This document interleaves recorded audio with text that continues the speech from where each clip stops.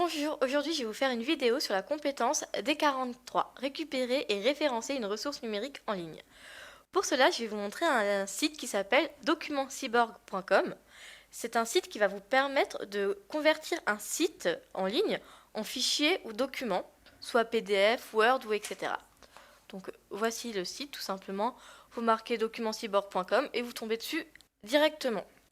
En fait, ce site va être très utile parce qu'il va vous permettre d'accéder à des fichiers en ligne, même quand vous n'avez pas Internet, car vous pouvez l'enregistrer sur votre ordinateur.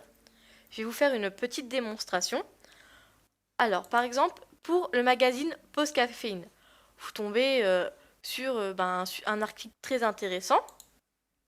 Voilà, par exemple, voilà, un article très intéressant sur le fait qu'une jeune fille est ressuscitée. Génial. Vous copiez et vous collez juste là dans la barre. Hop, collez. Et vous le voulez par exemple en PDF. Bon bah voilà, vous cliquez sur PDF et il va vous le convertir. Maintenant vous l'ouvrez, comme ça vous vérifiez bien. Et voilà, et là vous l'avez en PDF.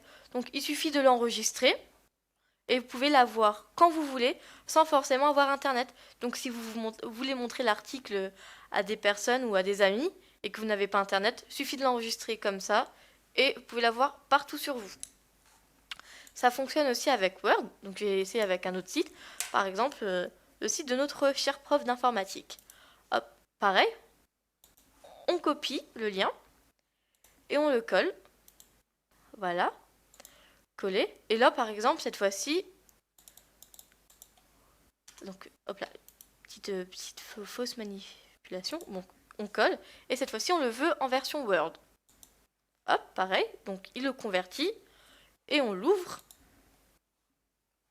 Et voilà, on a tout le site de notre prof d'informatique en Word. Donc pareil, on enregistre et on peut y avoir accès quand on veut, sans forcément avoir Internet.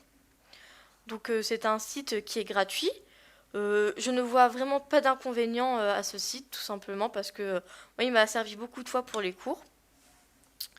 Donc voilà, et j'espère que ma vidéo vous a plu et que ça vous a permis de découvrir une nouvelle chose, une nouvelle façon d'utiliser Internet et par exemple de s'approvisionner pour les cours.